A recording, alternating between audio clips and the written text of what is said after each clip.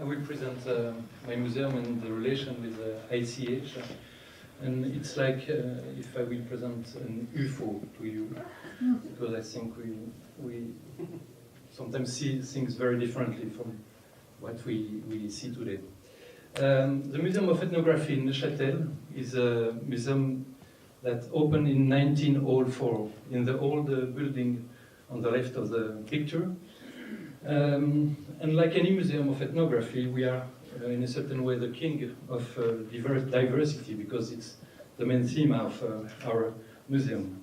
In 1955, a man who was called Jean Gabu opened the second building on the right, that you just see partially.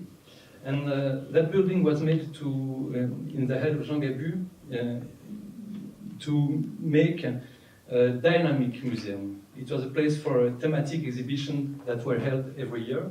And he made something very new at that time in 1955. In the space of the exhibition, he created also a theater scene. The reflection of Jean Gabu was to say that people do not, and living tradition do not enter in the museum, so we have to make them enter in the museum. And the best way is to create that theater scene in order to have people to make living arts in the exhibition rooms. Our relation with ICH was very strong during the last, let's say, 6 or 7 years. We had a research project with the Institute of Ethnology in Neuchâtel. Actually, we had 2 research projects in common that were called, for the first one, Intangible Cultural Heritage, the Midas Touch, and the second one, the Whispered Words. Those projects were held by Hélène Hertz, the director of Institute of Ethnology. And the point of those projects were not directly to speak of ICH item, but to study and to make research on the process of the inventory that was created at that time in Switzerland. Our point was that something important was happening with that inventory and the signatures of the convention in Switzerland, and that anthropology has to study that process. And we made 3 different exhibitions on ICH, the research and the inventory during those years. The first one was called Bruit, Noises, and yes, that one.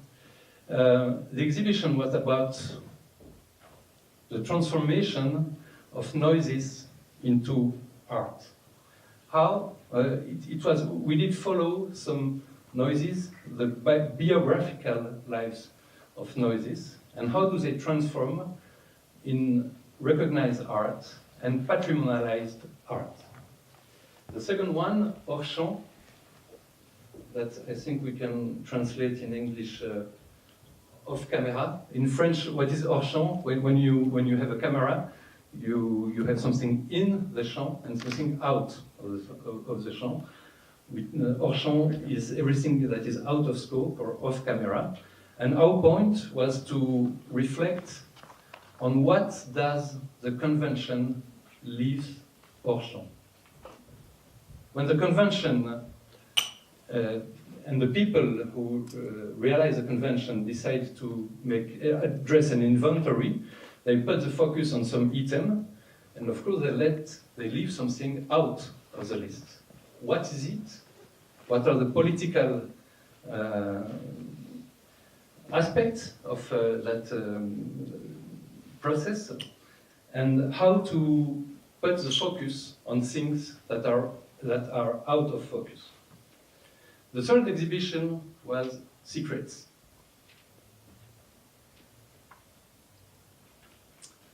Our point was that secrets, especially maybe in Switzerland, could be part of our intangible cultural heritage. And it was like a challenge we gave to ourselves, how to make an exhibition about secrets.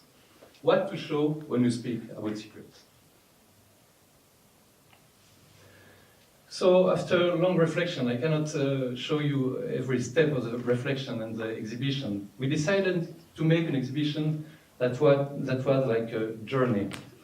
We thought that it was impossible to show to the people the secret. There is some material culture to the secrets, but in order to understand the secret, you don't have to show at the secret, but you have to live the secret. So we created a parcours, a journey in the city of Neuchâtel, and approximately 15 different stations were in the parcours.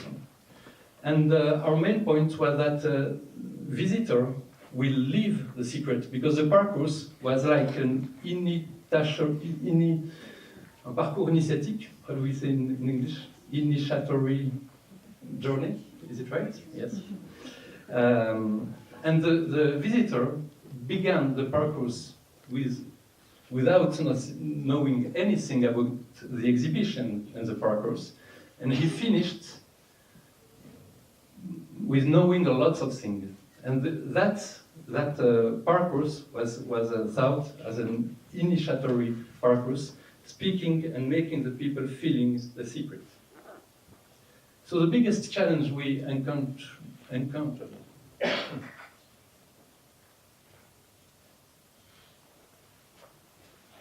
Here you see a station we made in the city of Neuchâtel. So you see that the station was in the church, in one church of Neuchâtel. So the people entered the church, entered the crypt.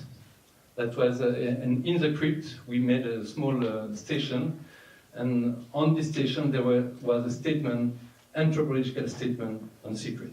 So maybe the biggest challenge we encountered was to pursue all communities we worked with, namely here the church communities, that our exhibition will not hurt them.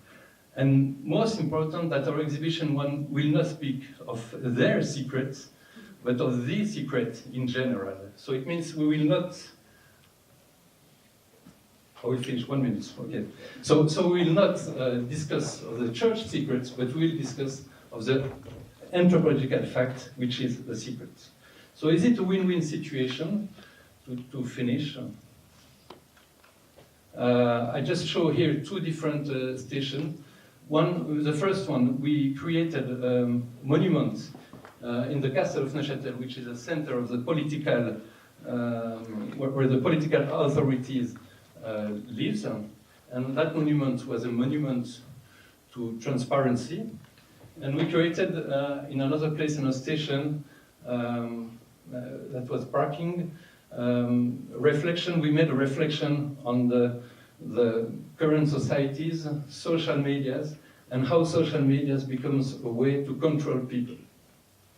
So is it a win-win situation? To be honest, I don't know how to answer that question, because I think many people can take advantage in following that parcours.